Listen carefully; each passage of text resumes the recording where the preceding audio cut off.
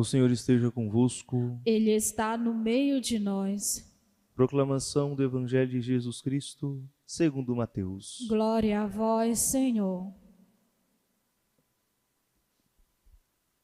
Enquanto Jesus estava falando, um chefe aproximou-se, inclinou-se profundamente diante dele e disse: Minha filha acaba de morrer, mas vem, impõe tua mão sobre ela, e ela viverá.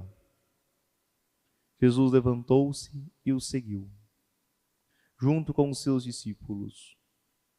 Nisto, uma mulher que sofria de hemorragia há 12 anos, veio por trás dele e tocou a barra do seu manto. Ela pensava consigo: se eu conseguir ao menos tocar no manto dele, ficarei curada. Jesus voltou-se e, ao vê-la, disse: Coragem, filha, a tua fé te salvou. E a mulher ficou curada a partir daquele instante. Chegando à casa do chefe, Jesus viu os tocadores de flauta e a multidão alvoroçada, e disse: Retirai-vos, porque a menina não morreu, mas está dormindo. E começaram a caçoar dele. Quando a multidão foi afastada, Jesus entrou, tomou a menina pela mão e ela se levantou. Essa notícia espalhou-se por toda aquela região. Palavra da salvação. Glória a vós, Senhor. Caríssimos irmãos e irmãs, relato do Santo Evangelho que ouvimos hoje, nós temos 2 milagres. Primeiramente, Jesus está conversando com os seus discípulos e esse homem, chamado Jairo, chega até Jesus. Ele conta que a sua filha acaba de morrer. Mas ele tem grande confiança, grande fé em Jesus, porque ouviu dizer de todos os milagres que ele realiza. Por isso ele pede também a Jesus que possa ir até a sua casa para impor as mãos e a sua filha haverá de viver. Assim deve ser a nossa oração, oração de confiança em Deus, na certeza que o Senhor nos dará aquela graça. Aprendemos desse homem, essa confiança em Deus. E claro, ao longo do caminho, encontra-se outra mulher que está com fluxo de sangue há 12 anos. E com certeza tinha gastado tudo em busca de médicos, de tratamentos, mas não tinha obtido sucesso. Mas ela pensa consigo: se ao menos tocar no manto dele, ficarei curada. Ela nem se atreve a parar Jesus, explicar toda a sua situação, contar detalhe por detalhe da sua luta, da sua dificuldade ao longo desses anos.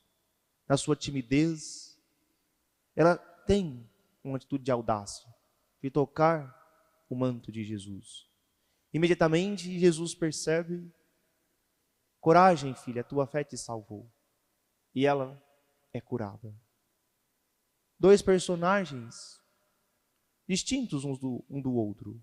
O primeiro, que fala com toda franqueza a Jesus, que coloca diante de Jesus a sua situação extrema, que perdeu a filha. Ele não tem vergonha, não tem medo, ele se aproxima e diz logo a Jesus o que precisa. E essa mulher, tímida, retraída, apenas se atreve a tocar o manto de Jesus. Mas tanto um quanto o outro recebem de Jesus a devida atenção, recebe aquilo que tanto necessita, é curado na sua necessidade.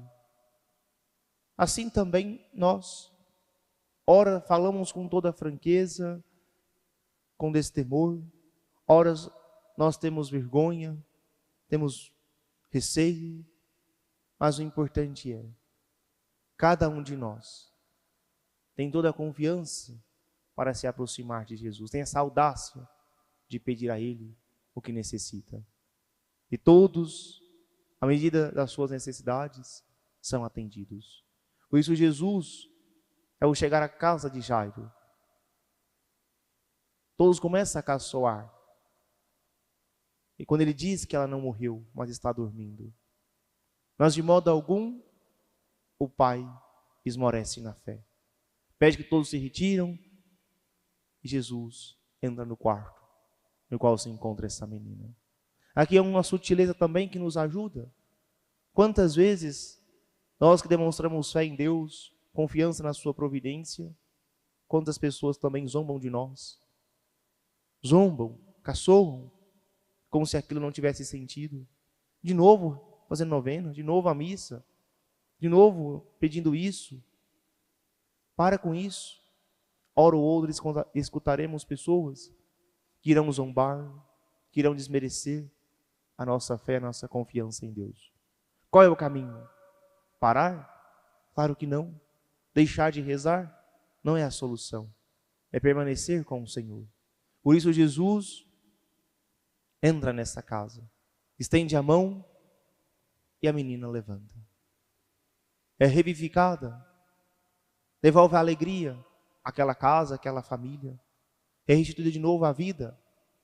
Assim também nós, de modo emocional, de modo espiritual, precisamos também de sermos revivificados pelo Senhor, devolver-nos a esperança, que muitas vezes nós pensamos que algo não tem solução, ou talvez nós somos como essa mulher, que precisa de curar de uma depressão, de uma doença que nos aflige. Ou seja, todos nós temos algo para pedir ao Senhor.